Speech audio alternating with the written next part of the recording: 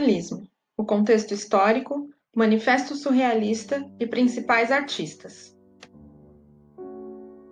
O movimento surrealista surgiu em Paris do século XX, fazendo parte dos principais movimentos vanguardistas da época. As incertezas políticas da época criaram um clima favorável para o desenvolvimento dessa nova forma de expressão artística, da qual o maior objetivo era criticar a cultura europeia e a fragilidade humana diante de um mundo cada vez mais complexo. Foi, por excelência, a corrente artística moderna que trazia as representações do irracional e do subconsciente, e de acordo com as teorias psicanalíticas de Freud, o homem deveria libertar a sua mente das lógicas e dos padrões que sempre eram impostos pela burguesia e pelos tradicionais da época, assim dando vazão às informações do inconsciente. O movimento foi marcado pela publicação do livro A Interpretação dos Sonhos, de Freud, em 1900. O livro acabou se tornando grande fonte de inspiração para os surrealistas, visto que ele trazia um novo entendimento simbólico do domínio dos sonhos, da capacidade de criação da mente humana e dos processos não racionais.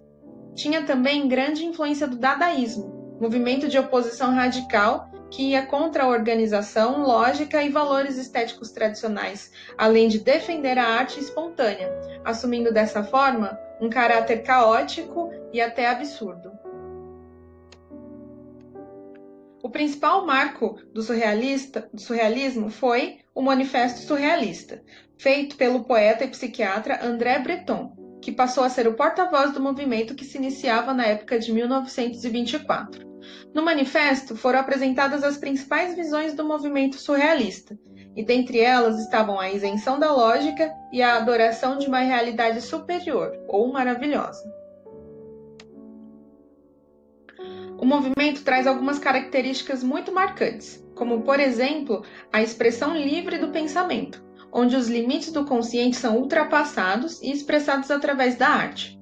O movimento era muito influenciado pelas ideias e teorias de Freud, que valorizavam a importância do inconsciente para estimular a criatividade humana.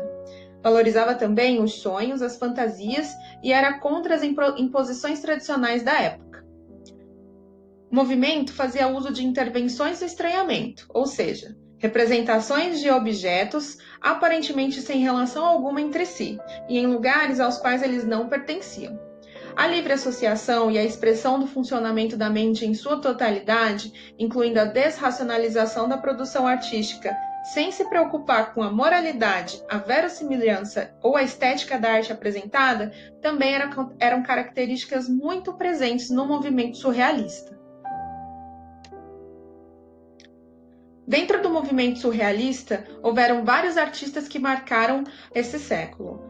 3 deles eram Salvador Dalí, Juan Miró e René Magritte. Dalí era conhecidíssimo por ser um pintor espanhol extremamente excêntrico. Seu trabalho chamava atenção pela intervenção de estranhamento, onde ele trazia combinações de imagens sem relação alguma, além, claro, de sua excelente técnica e qualidade plástica. A Persistência da Memória, de Salvador Dalí, é uma das obras que mais representa o movimento. Os 3 relógios derretidos, juntamente a uma espécie de autorretrato do artista, representam o surrealismo de Dalí diante da irrelevância da passagem do tempo, que ele dizia não perceber e que não tinha nenhum significado para ele. Uma curiosidade sobre essa obra conta que numa tarde quente em seu ateliê, Dalí teve um delírio ao ver um pedaço de queijo derretendo em função do forte calor. Ali nasceu a ideia de pintar os relógios derretidos e associá-los à passagem rápida do tempo.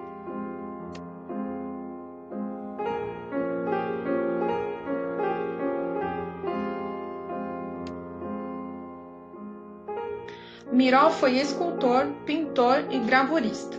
Nasceu em Catalunha, mas passou parte de sua vida morando em Paris, onde teve seus primeiros contatos com as tendências modernistas, como o dadaísmo. Na década de 20, Miró conheceu artistas surrealistas como o próprio Breton e passou a adotar essa estética em suas obras. Elas eram lúdicas e fantasiosas, apresentavam traços, formas despadronizadas e cores muito vivas, fortes características do movimento surrealista. O Carnaval de Arlequim é uma tela que revela de forma inconfundível o estilo de Miró. Ele afirma que para pintá-la ele fez inúmeros desenhos, nos quais ele sempre exprimia suas alucinações provocadas pela fome. A pintura representa um quarto com uma mesa e uma janela, que são referenciais do mundo cotidiano. Mas o que dentro desse quarto se destaca são os elementos oníricos, os elementos dos sonhos. Um conjunto de insetos soltos no espaço que brincam, dançam e tocam música. Arlequim, o rosto redondo e bigodes imensos e ridículos, tem um olhar triste e nervoso, o que era um aspecto dramático da personalidade de Miró, que pontua sempre as suas obras com momentos joviais e de tensão.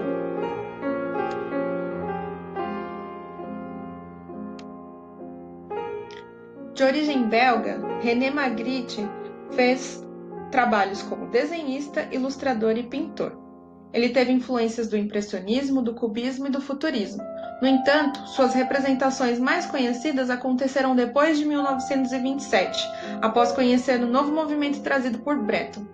Considerado um dos principais surrealistas, algumas de suas obras mais conhecidas são A Traição das Imagens e O Filho do Homem.